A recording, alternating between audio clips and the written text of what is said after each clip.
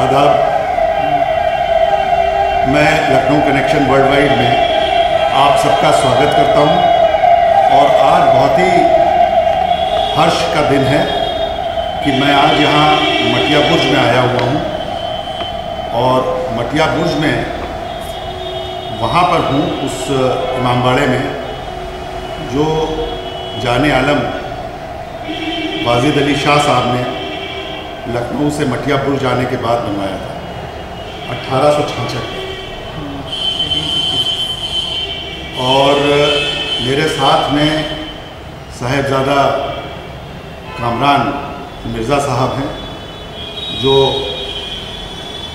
वाजिद अली शाह और बेगम हज़रत महल के घर से हैं कि ग्रेट ग्रेट ग्रेट ग्रैंडसन एक ग्रेट ग्रेट ग्रैंडसन है। और यहीं कलकत्ते में रहते हैं? जी, मैं रिपन स्ट्रीट में रहता हूँ। रिपन स्ट्रीट में रहते हैं? कम से कम 5-6 किलोमीटर दूर। जी। और यहाँ मटिया बुर्ज ये मेरा दूसरी बार इत्तेफाक है आने का। पहली बार मैं आया था 2007 में जब मैं कलकत्ते में पोस्ट हुआ, तो पहली बार अपने आप मन किया और क्योंकि सुना बहुत था और आकर के देखने में महसूस हुआ जैसे कि एक छोटा लखनऊ जिसमें मैं आ गया। और जिन लोगों को मैं जानता भी नहीं था उनसे यहाँ पर जो लोग मिले उनसे मिलकर के बड़ा अपनापन महसूस हुआ। और ये मेरे लिए बड़ी फ़ख्र की बात है कि पिछले कुछ साल से मैं कामरान भाई को जानता हूँ और इनके साथ जितनी बार मिलता हूँ तो एक ऐसा महसूस होता है जैसे लखनऊ की वो हिस्ट्री जिसके बारे में हम लोगों ने सुना है लेकिन जानते कम हैं, वो यहाँ पर मैं जी रहा हूँ उनके साथ। एक बड़ी इंटरेस्टिंग चीज़ और है कि लखनऊ में जाने आलम को बहुत मोहब्बत से याद किया जाता है और उनका एक वजूद है, एक मुकाम है जो एकदम फ़र्क है, बाकी सबसे फ़र्क है। और लोग वहाँ तक तो जानते हैं कि जाने आलम मटिया बुर्ज गए, लेकिन मटिया बुर्ज जाने के बाद क्या हुआ इसके बारे में लखनऊ के बाशिंदों को बहुत कम मालूमात है। उनकी बात नहीं कर रहा हूँ जो हिस्टोरियंस हैं और जो दखल रखते हैं इसमें, उनको बहुत अच्छे से मालूम है। एक आम आदमी की सबसे चूँकि मैं कलकत्ते में भी रहा हूँ तो कलकत्ते में यहाँ के लोगों में जो मैंने पाया कि उनको वाजिद अली शाह साहब का लखनऊ के बादशाह थे, अवध के बादशाह थे, इसके बारे में मालूमात है। लेकिन लखनऊ के उस मुकाम के बारे में उस दौर के बारे में उनको बहुत ही मामूली कुछ एक चीज़ें पता हैं। तो ये एक डिस्कनेक्ट महसूस होता है, लेकिन लोगों के अंदर क्यूरोसिटी बहुत है, लोग जानना चाहते हैं, ये मैंने खुद महसूस किया। तो आज जहाँ हम बैठे हुए हैं इमामबाड़े के अंदर, हमारे पीछे ये वाजिद अली शाह की ये आरामगाह है जी, उनकी ग्रेव है। जी हाँ। तो हम वाजिद अली शाह साहब की कब्र के ठीक सामने बैठे हैं और मैं इतिहास को महसूस कर रहा हूँ। वो एक अजीब सा जज्बा है जो शब्दों में बयान कर पाना बहुत मुश्किल है। तो मैं ये जानना चाहूँगा कामरान भाई आपसे कि जाने आलम जब मटिया बुर्ज के लिए रवाना हुए तो क्या माहौल था, कौन लोग उनके साथ आए, किस रास्ते से आए और यहाँ पहुँच करके उन्होंने क्या किया। और मुझे मालूम है आपके वालिद मिर्ज़ा कौकब कब्र साहब, सज्जाद अली मिर्ज़ा साहब ने इस पर बहुत काम किया है, उन्होंने उनकी डॉक्टरेट है इस पर। और आप चूँकि उनके वारिस हैं तो आपको तो जो घर में लोगों को मालूमात होती है वो जानकारी है, जिसका उससे ज़्यादा ऑथेंटिक सोर्स तो हो ही नहीं सकता। तो आप मुझे ये बताएं कि जब वो क्या दौर था जब वो वहाँ से चले, कैसे चले, कौन लोग उनके साथ आए और किस रास्ते से आए यहाँ। ये पहली बात मिश्रा जी, बहुत बहुत शुक्रिया आप आए कलकत्ते और मीडिया ब्रज और सेक्टर नवाब इमामबाड़े में अभी आप हैं, और आपसे मिलके हमेशा महसूस होता है कि आप लखनऊ की खुशबू जो है वो अपने साथ लेके चलते हैं। आप जहाँ जहाँ जाते हैं लखनऊ की खुशबू लेके जाते हैं और महकाते हैं माहौल को अपनी बातों से। ये वाजिद अली शाह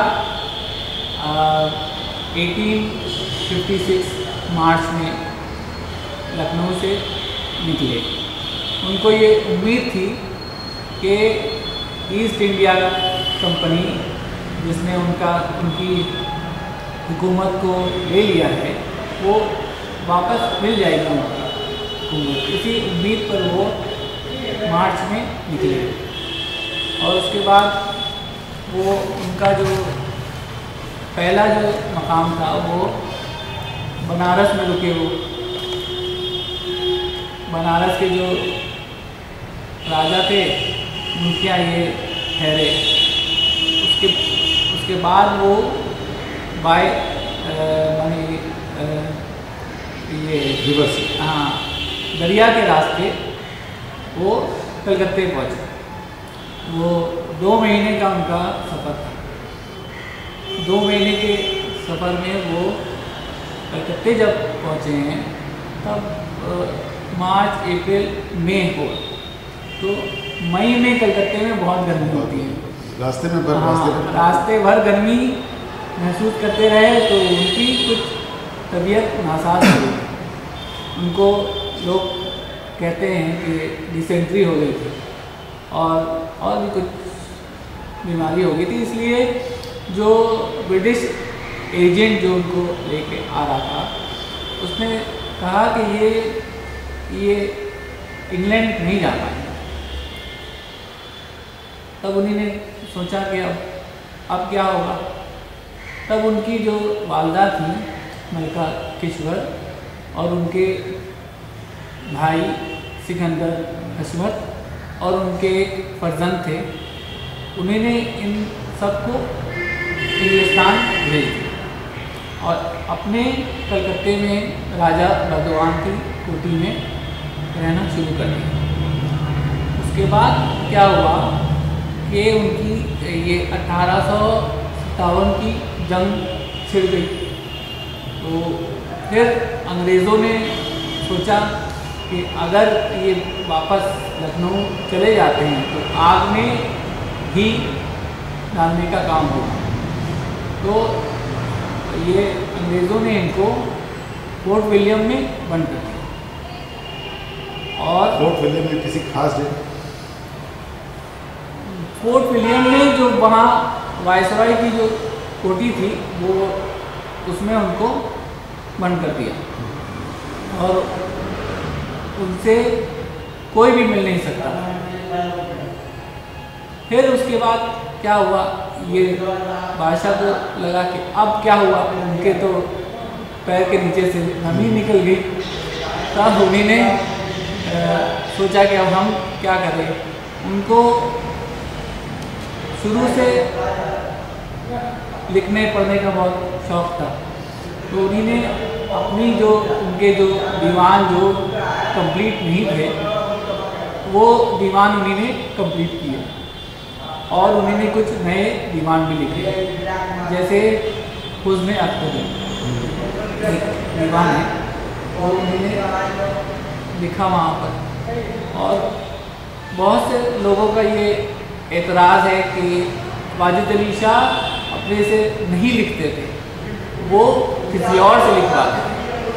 तो मेरी फादर की जो रिसर्च है, मेरे वालिद की जो रिसर्च है, उसमें उन्होंने ये साबित किया है कि जो उनके दीवान लखनऊ में मुकम्मल नहीं हुए थे वो उन्हीं ने फोर्ट विलियम में मुकम्मल किए। अच्छा। इसके माने वो अपने से लिख रहे थे, इसलिए ही उन्हीं ने मुकम्मल किया ना। तो उसके बाद फिर 26 महीने के लिए वो फोर्ट विलियम में थे। फिर 1857 की जो जंग थी वो ख़त्म हो गई और फिर अंग्रेज़ों ने कहा कि बादशाह वापस नहीं जा सकते, तो आपको कलकत्ते ही में रहना पड़ेगा। तब उनको एक ये इलाका है वो दे दिया गया, वो गार्डन बीच के नाम से मशहूर था। वहाँ पर अंग्रेज़ों की कोठियाँ थी बहुत सारी, तो उसी की लाइन में एक ज़मीन उनको दे दी गई, वो मटिया ब्रज कहलाने लगा। और फिर मटिया ब्रज में उन्होंने सबसे पहला काम ये किया कि अपनी जो प्रिंटिंग प्रेस थी मतबे सुल्तानी, सबसे पहले ये प्रिंटिंग प्रेस को फिर से जारी किया। और ये प्रिंटिंग प्रेस जब जारी हुई है तो उन्हीं ने अपने जो दीवान जो उन्होंने फोर्ट विलियम में लिखे थे और जो पुराने दीवान थे उनको छापना फिर से शुरू किया। और जो पेंशन अंग्रेज़ों की उन्हीं ने लखनऊ में ठुकरा दी थी 12 लाख की पेंशन पर आना, तो वो पेंशन को उन्हीं ने यहाँ पर कहा कि जारी कर दो। और वो चाह रहे थे कि पुरानी पेंशन भी मिले जब से वो डिपोज हुए थे, लेकिन अंग्रेज़ों ने कहा नहीं, आज से पेंशन मिलेगी आपको।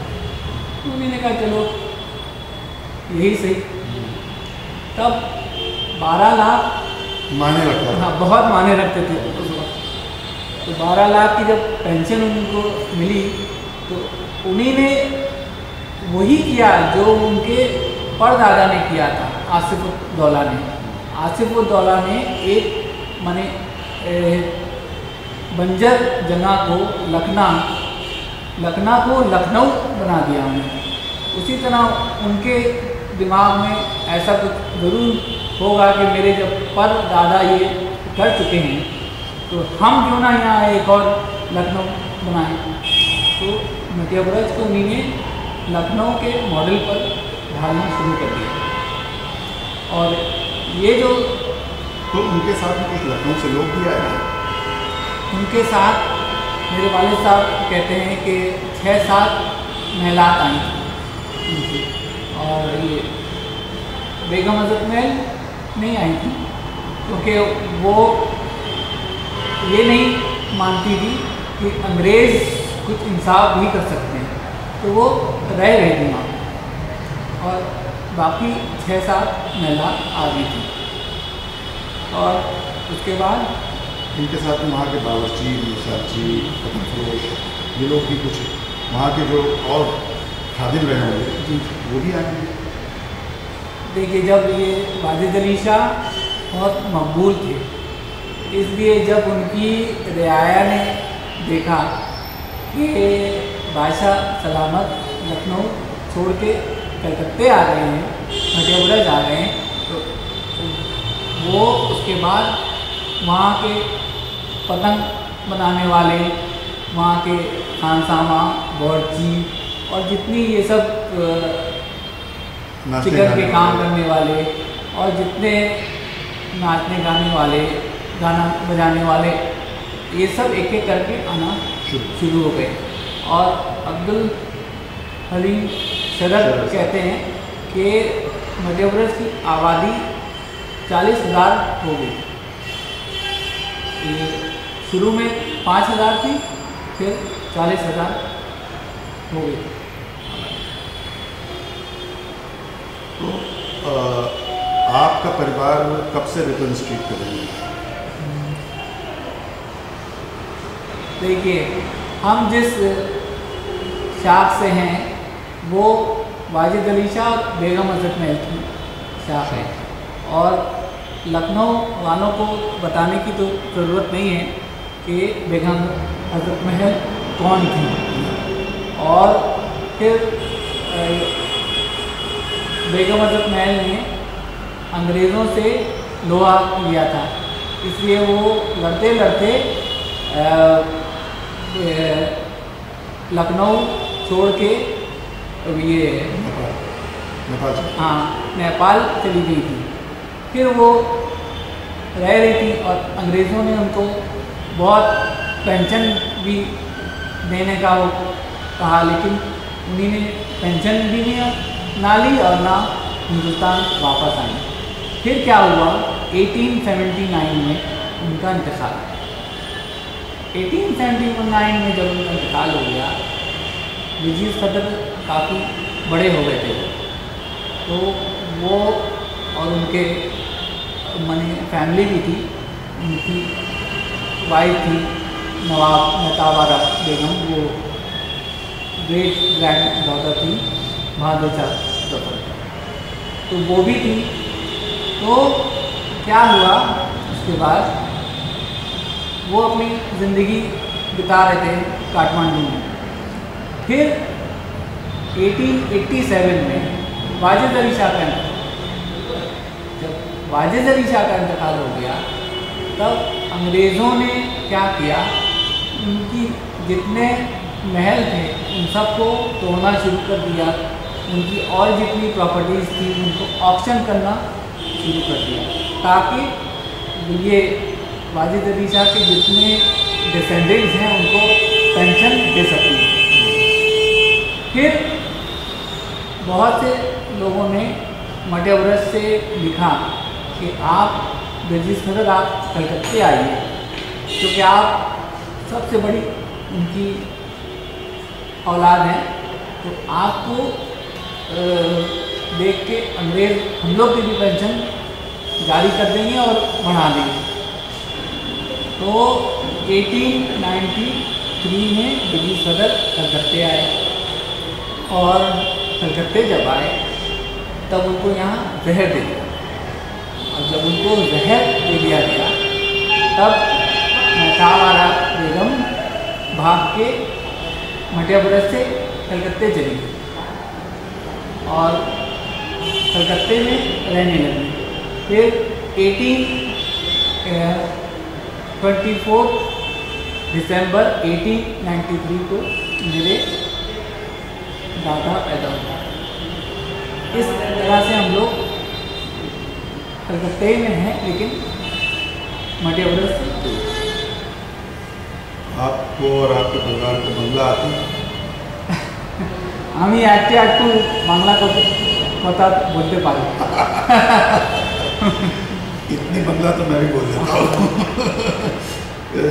আমি একটু বেশি জানি, हाँ। এ থেকে একটু বেশি বলতে পারি। अच्छा, हाँ, तो मतलब आप बंगला में बातचीत हो जाती है, समझ हाँ, में? ये है कम्युनिकेशन कर लेता हूँ। जो दूसरा आदमी बंगाली में कुछ भी कहे मैं समझ जाता हूँ, और यही कम्युनिकेशन। बिल्कुल। आपकी पैदाइश कहाँ की? लखनऊ की। लखनऊ की जी, क्योंकि मेरी अम्मा लखनऊ की थी, तो वो इसलिए मैं लखनऊ ही में पैदा हुआ हूँ। मेरे बड़े भाई जो हैं वो भी लखनऊ के हैं और मैं भी लखनऊ का हूँ। आप कितने भाई बहन? हमारी 4 बहनें और हम लोग 2 भाई। और सब लोग यही कलकत्ता में ही? नहीं, मेरी एक बहन है मंजिलत फातिमा, आपने नाम उनका सुना होगा। जी। वो अवधी कुजीन बनाती हैं, वर्ल्ड फेमस हैं वो। उनका कलकत्ते में रेस्टोरेंट है रूबी की तरफ, वो एक बहन कलकत्ते में रहती है, बाकी सब बहनें कलकत्ते के बाहर रहती हैं। एक बहन दिल्ली में, एक झांसी में, एक राजस्थान में। और जो बड़े वाले भाई? हाँ, वो कलकत्ते में रहते हैं। पहले ये रेलवेज में थे, अभी ये रिटायर हो गए हैं, और ये बिलियर्ड स्नूकर्स में चैंपियन भी रह चुके हैं। अच्छा। बंगाल के। अच्छा। और बस यही। चलिए, बहुत बढ़िया। तो आपका लखनऊ आना जाना होता है? देखिए, मेरी वालदा की ये ख्वाहिश थी कि मैं जहाँ की हूँ मुझको वहीं जाना चाहिए। तो जब उनका इंतकाल हुआ तब उनको हम लोग ने लखनऊ ही में दफन किया है। तो अब ये गुफरानमा जो इमामबाड़ा है उसमें उनकी ये कब्र है, इसलिए हम लोग को अक्सर जाना पड़ रहा है और भी ज़्यादा। तो अब ये बताइए कि मुझको ऐसा लगता है लखनऊ के बहुत सारे लोग होंगे जो शायद मटियापुर आने का उनका मन हो, एक दबी हुई ख्वाहिश हो, लेकिन उन्हें ये नहीं मालूम कि जैसे मैं अपने बारे में बताऊँ, मैं जब 2007 में पहली मरतबा आया, उसके पहले मुझे ये नहीं पता था कि मटियापुर कलकत्ते से कितना दूर है। ये तो मालूम था कलकत्ते में जी जी कोई जरिया या तरीका भी नहीं निकलता कि मटियापुर आदमी आना चाहे कैसे आए। जी। तो क्या इसके बारे में हम लोग कुछ लखनऊ कनेक्शन वर्ल्ड वाइड में कि बहुत सारे मेंबर्स होंगे जो ख्वाहिशमंद होंगे मटियापुर जाने के, ये सब यहाँ जो थोड़े बहुत जिन रह गए हैं, ये खूबसूरत इमामबाड़ा है, तो उनके लिए कोई प्रयास किया जाए उनको लाने का, कब किया जाए, कैसे किया जाए? देखिए, लखनऊ वासियों को मालूम होना चाहिए कि लखनऊ का बहुत बड़ा हिस्सा कलकत्ते में है और वो है वाजिद अली शाह। सही। तो वो जितने लखनऊ वाले हैं वो अगर मटियापुरा जाएंगे, कलकत्ते आएंगे तो बहुत अच्छा लगेगा। इसलिए मैं चाहता हूँ कि लखनऊ वाले जो हैं सब, ये लखनऊ कनेक्शन में मोस्टली सब है, वो कलकत्ते एक बार आके देखें वाजिद अली शाह ने यहाँ क्या क्या कारनामा किया है और क्या बिल्डिंगें बनाई हैं और कैसे यहाँ रहते थे, उनकी बातें सुने, उनके जो वारिस हैं उनसे मिले, उनको अच्छा लगेगा, खुशी होगी। आप कोई ऐसा अगले साल आपने बताया कि शायद जाने आलम की 200 साल पैदाइश के 200 साल हो गए हैं। तो ये कब, किस महीने में होंगे? ये 19 जुलाई, 19 जुलाई 1823 को वो पैदा हो गए थे वाजिद अली शाह। और ये मेरी वालिद साहब डॉक्टर कौकब अगर सज्जाद अली मिर्ज़ा की रिसर्च है कि सही डेट उन्हीं ने ही निकाली है, और सब हिस्टोरियन वो इसी में रहे कि बादशाह कैसे थे, उनका कैरेक्टर कैसा था, लेकिन कोई सही डेट नहीं दे पाया। सिर्फ मेरे फादर ने रिसर्च से निकाला है कि 19 जुलाई 2023 को उनके 200 साल होंगे।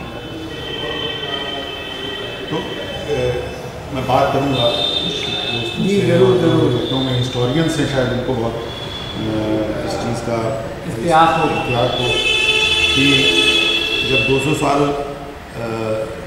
का एक मंज़र होगा, उसमें कुछ लोग यहाँ पर आएँ, और मैं भी कोशिश करूँगा अगर उसको फैसिलिटेट कर सकें हम लोग तो वो किया जाएगा। आप लखनऊ कभी तशरीफ़ लाएँ तो ज़रूर बताएँ, हम लोग वहाँ पर आपको होस्ट करेंगे।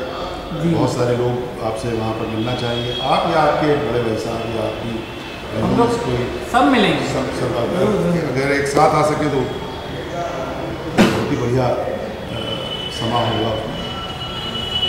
यहाँ मुझे लाने के लिए बहुत बहुत शुक्रिया आपका, हमारे साथ बैठने के लिए बहुत शुक्रिया और बातें करने के लिए बहुत शुक्रिया। और मैं एक बात और बताऊँ, आज जब मैं आ रहा था तो मैंने कामरान भाई से कहा कि मैं बाहर का खाना नहीं खाऊंगा, मेरा मन शामी कबाब और पराठे खाने का है।